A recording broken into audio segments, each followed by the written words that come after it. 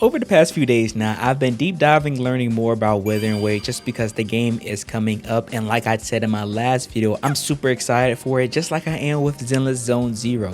Wuthering Waves is looking to be a really big game this year, and I think it would actually be crazy if a lot of people who are content creators aren't excited to cover it. So for me, I already knew it was a no-brainer to dive in and see what to do. Now with this, I've been exploring a lot of characters' kits, how characters should be played, meta stuff, so on and so forth. And honestly, all that stuff is pretty good and dandy, but that's not one of the main things that actually has me really hooked and looking forward to Wuthering Waves. I don't know if it's just me, but does Wuthering Waves have some of the coolest 4 stars you've seen in a gacha game? Now look, don't get me wrong, like Hoyoverse and a lot of other gacha games have made some pretty cool 4 stars, but surprisingly, this is one of the first gachas where I'm a lot more excited about a lot of the 4-star options than there are the 5 stars. There are some 5 stars I'm interested in, but for the most part, I only want Yinlin, Calcharo, and maybe Ling Yang. And Yinlin mostly because she's going to be a very good pairing for Calcharo. But outside of that, most of the characters I'm excited for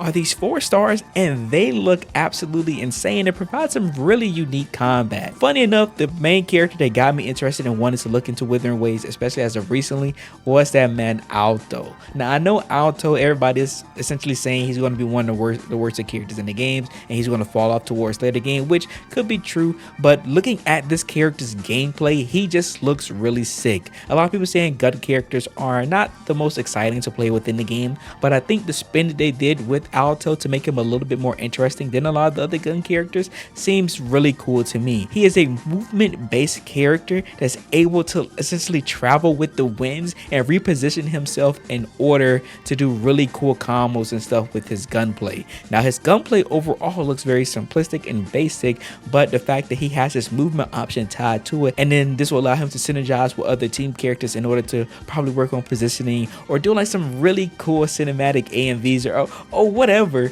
It just looks really cool, and I think that's one of the really strong things that is about Wuthering Waves, that they made sure that a lot of these 4 stars look cool, or at least they have some cool aesthetics about them that has a lot of people interested. Like I know a lot of people are excited about Sanhua. She's on the thumbnail, I'm pretty sure, that I made for this video, and I honestly thought she was going to be a 5-star character. Just looking at her trailer or any of these characters' trailers, they've invested a lot of time in making them look cool, and from my understanding, she's actually pretty broken or really strong. So having this reflection or this reassurance from Kuro on with their current 4 stars available that they're actually investing into them, making them actually pretty good, is a really good thing to see, because being players is more likely mostly going to be free to play, or even people that's going to be like light spenders. Most of your investment are going to be into the few 5 stars that you get, but a lot of the 4 stars that we're going to easily be able to grasp and obtain, and those characters need to be strong enough to carry you through a lot of content. And from what it looks like, they actually sold on that front and really did a good job so far, and it just has me excited for the future of the other 4 stars that are going to be included in the game as updates and patches come about. Just to spew about another 4-star, like I think her name is Danjin.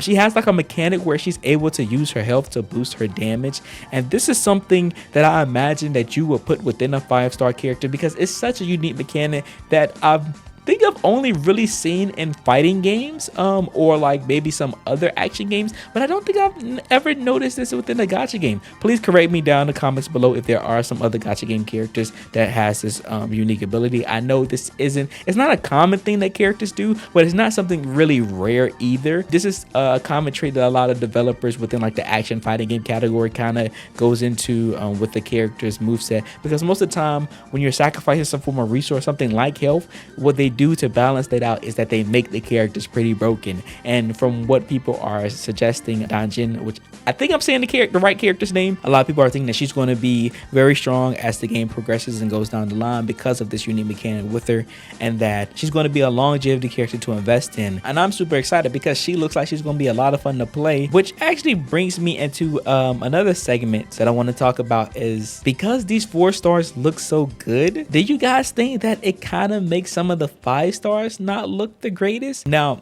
keep in mind characters like Calcharo, Yinlin, and I'm so horrible with a lot of these character names, Ling Yang. I think visually A lot of these characters look pretty simple outside of like Yinlin, but I don't know, some of these characters to me from a visual design wise, they look pretty similar to a design standard of the 4 stars. And that's not really a bad thing necessarily, because the 4-star designs of the game are at a really good standard that it feels like they're going to have to constantly one up themselves on when it comes to making the 5-star designs. And we can already tell this because like initially with Yinlin's original design, it wasn't bad, but it definitely didn't spew like 5-star energy. And with her new redesign now, she's definitely on a tier above when it comes to some of their best designs they showed so far. And I think the big difference when it comes into how these 5 stars are treated compared to the 4 stars is within their kits. For me, Kalcharo, I really just want to call him Kakarot, I'm not gonna lie. But with him, to me, his design seems very basic, but he does have that edgelord emo of like a Sephiroth that makes people very excited for him and attracted to him. But I think the big selling point of his character and what makes him stand out of actually being a 5-star is his moveset. The ability to have like that whole stand with him and having these big electrifying attacks with his sword slash and stuff. That's what makes him really stand out. But from a base design himself, it wouldn't be surprising to me if people confused it with him with the 4-star, which maybe that's just a me thing. Maybe I'm the only one that thinks that. That's kind of not really an issue, but it's kind of one of the things I'm noticing is that the 4-star designs are really good, and it seems like they're at a base that they're so good that they just have to figure out a way of how to differentiate their 5 stars a bit better. Like the little girl that's a healer, somebody let me know in the comments what's her name. You honestly could have confused me and told me that she was a 4-star character. She doesn't really look that unique to me. I know that she's probably going to be really strong down the line based on the moves and stuff everybody was talking about with her kid and how she's going to be a really strong support character, but like her overall visual appeal, she just doesn't scream 5-star to me, and I hope that's something that they improve upon themselves down the line. I think another thing that might be an issue is like the color palette choices that they go for. It seems that because the game is set in a post-apocalyptic world, they aren't very expressive with these loud, vibrant colors on their characters. They're in a more washed out tone of color, making their colors feel like kind of samey and blended together, which overall, I don't want to say it hurts the design of the characters, but it makes them feel not as bombastic, as exciting when just looking at them if I just see like a PNG of them somewhere. But when I see them in action and actual combat, that's where they begin to stand out and look pretty unique to me. I'm honestly just rambling because I kind of just wanted to talk about the character designs of Wuthering. I think they're very cool. And I think the fact that they're set in a fantasy world allows them to have a lot of creative range with what they're able to go with. I just can't wait to see once they become more comfortable with the world and a lot more creative, we get to see how these character designs will evolve and change like from a year from now, and that'll be super insane to see. Honestly, this was not even an important video.